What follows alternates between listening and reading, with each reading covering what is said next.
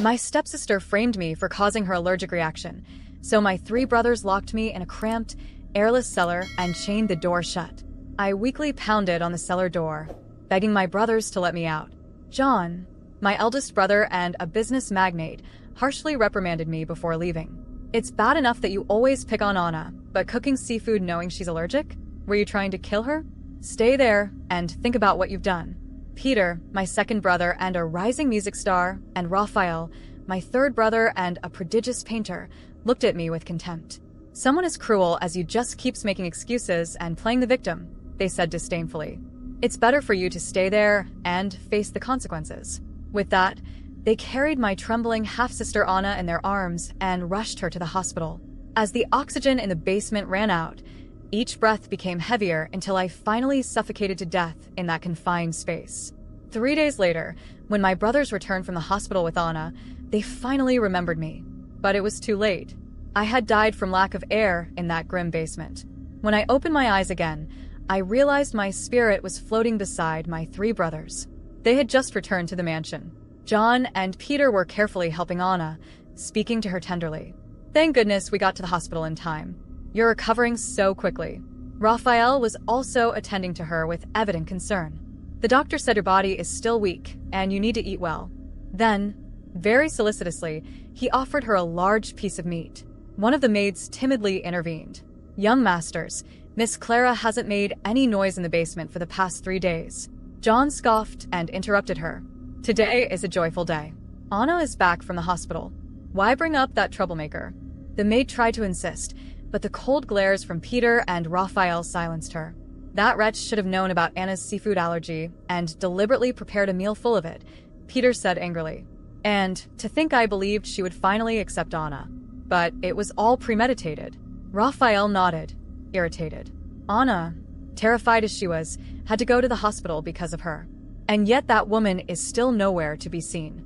Anna feigned a timid gesture and said in a soft voice, Brother, Clara is being punished because of me. She's been locked in that basement for so many days. What if she comes out furious with me? John's face hardened. Don't worry, Anna. We've been too lenient with her. She's never faced real consequences. After this lesson, she won't bother you anymore. As he spoke, he instinctively checked his phone to look at our message history. The last messages were from 3 days ago. During all that time, I hadn't sent a single text or called. John's eyes gleamed with anger. That ungrateful woman. It's been days, and she hasn't even asked how Anna is doing. Anna squeezed John's hand and said with a trembling voice, I just wanted my sister to spend time with me. I never wanted to take anything from her. John set his phone aside and gently patted Anna's head. You're so noble, Anna. Unlike her. She's just ungrateful. Peter's eyes filled with disdain as he thought of me. That's true. She dared to hurt the family just to seek attention. It's truly despicable.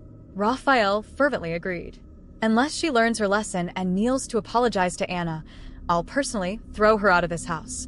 In my spectral form, I listened to every word, only able to laugh bitterly at the absurdity of the situation. No one noticed my presence. Since Mom and Dad died when I was young, my 3 brothers had devoted themselves entirely to me. One day, I told them I wanted someone my age to play with. So, they went to an orphanage and adopted Anna as my half-sister. At first, I was happy with Anna's arrival, but whenever we were around my brothers, she made me seem like the bad one. Over time, our bonds broke to the point that, this time, they didn't even hesitate to lock me in that tiny basement. I tried to save myself, but the air grew scarcer. I pounded on the door repeatedly, begging them to let me out. They only looked at me coldly. What are you complaining about? This is your fault. If it weren't for you, Anna wouldn't have suffered such an allergic attack. We spoiled you too much.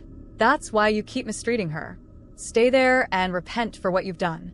With those words, Peter fastened the chains around the door while Raphael stacked heavy objects in front of it, blocking any escape route. Now, watching Anna's fake smile directed at my brothers only made me let out a bitter, sarcastic sigh. Brothers, the sister who loved you the most in this world died by your own hands. Anna tugged at John's sleeve, appearing shy. Brother, please don't be angry. It's my fault for being so weak and having allergies. I'm sure Clara didn't mean any harm. Please, don't blame her so much. John's expression grew even darker, and he spoke harshly. That girl. We spoiled her too much, and that's why she became so arrogant. Peter's eyes glimmered with restrained fury. The older she gets, the more selfish she becomes. If it weren't for her, Anna wouldn't be going through all this. Anna then showed her arms and legs, where faint marks of irritation still lingered on her skin. To the three brothers, those red marks were living proof of my supposed betrayal. Raphael gently ran his hand over the marks. Does it still hurt, Anna? She lowered her gaze, pretending to be on the verge of tears. It doesn't hurt, really. I'm fine. Peter's anger finally overflowed. If we had arrived at the hospital any later, this could have cost you your life. And after all these days, Clara hasn't sent a single message, not even an attempt at an apology. John, filled with rage, declared, "Go get that ungrateful girl. I want her to apologize right here. I want her to prove if she has even the slightest bit of remorse." Peter and Raphael agreed. Yes, she's so confident because we've always protected her. I was there, trapped in my spectral form, watching the unfolding of an injustice so profound that I could barely contain my outrage.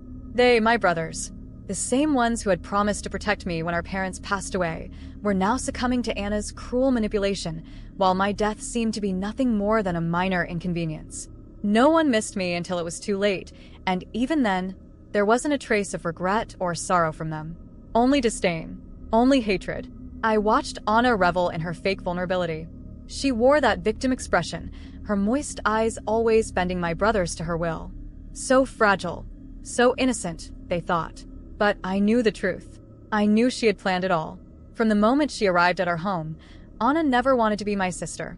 She wanted my place, my love, my family. And now, she had succeeded. Every word that left John, Peter, and Raphael's mouths felt like a dagger piercing my spirit. She was ungrateful.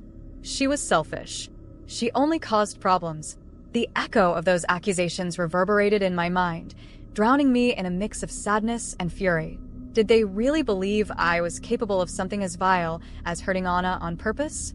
After everything I had been through, after everything I had done for them, I was the monster, while she used the poison of lies to make herself the perfect victim. I watched them that night, gathered around the table, celebrating Anna's recovery as if nothing had happened. While they laughed and toasted, I felt something different stir inside me. My outrage grew like a wave, something I had never felt before. I was dead. Yes, but I wasn't powerless. Not this time. I began testing the limits of what my new form could do. When Anna got up to get a glass of water, an uncontrollable anger consumed me. The moment she touched the glass, it slipped from her hands and shattered on the floor.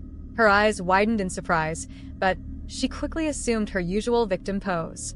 "Must be the fatigue," she murmured, as Raphael helped her. Always so attentive, but that was just the beginning. The following days were marked by small events. Objects disappeared, doors locked themselves, lights flickered. At first, they thought it was all coincidence. But when Peter, distracted, dropped a tray full of food in front of Anna, I saw something rare, a shadow of irritation crossing her face. Good. It's working. She began to lose control. She tried to maintain her mask, but small slips revealed who she truly was. One night, when she thought she was alone, I heard her voice. "This house is mine now. I won't let anyone ruin it." Raphael, passing by the hallway, stopped upon hearing her. He entered the room, confused.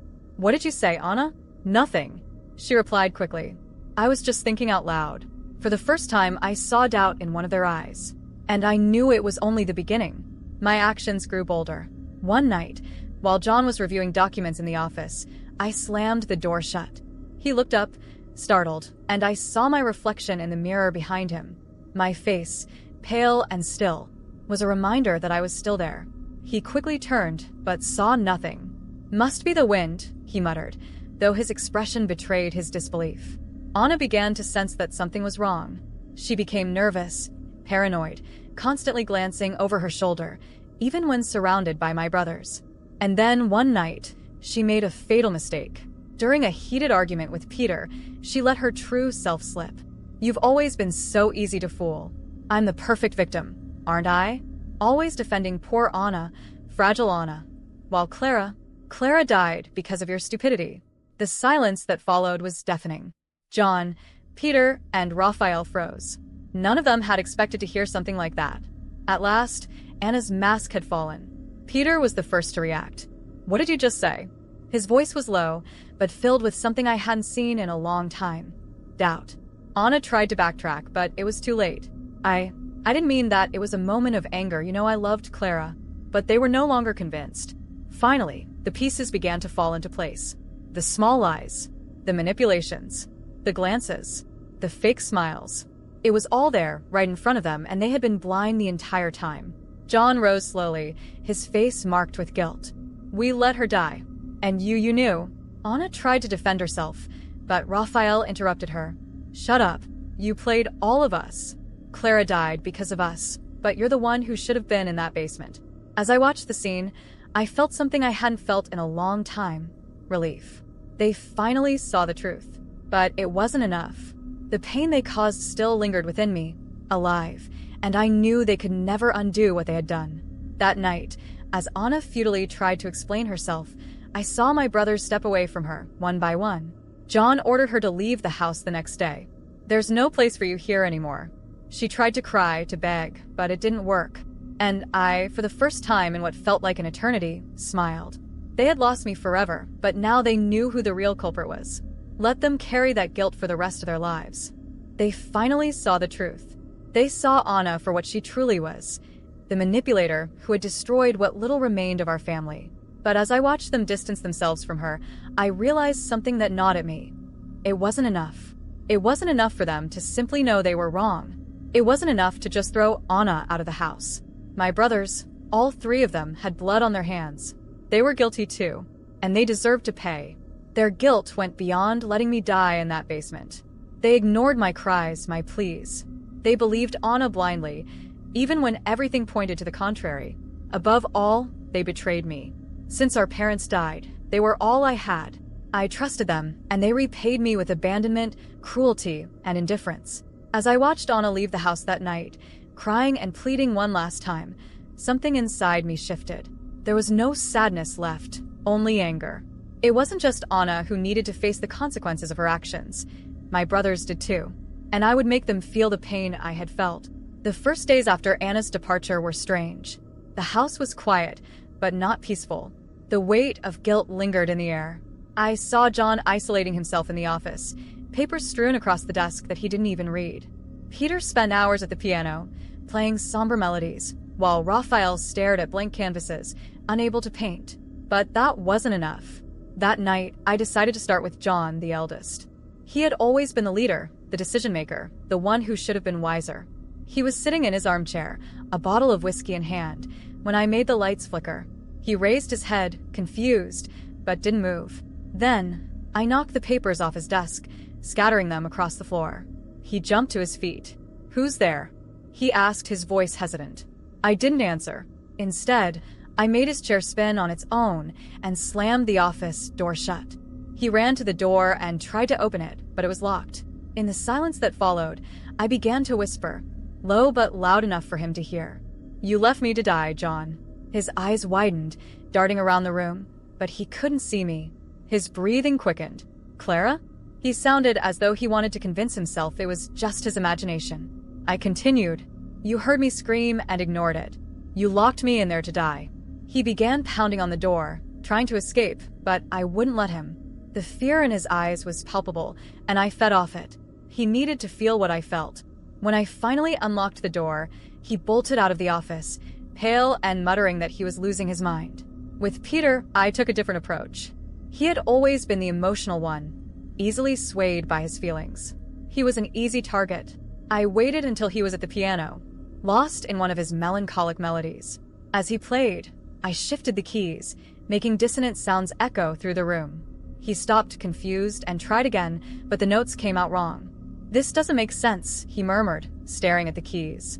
Then, I let an old photograph of the four of us, our parents, him, and me, fall from the top of the shelf. He got up to pick it up and froze when he saw the glass of the frame cracked, directly over my image. "You forgot me, Peter." My voice echoed in the room. He dropped the frame, trembling. "Clara?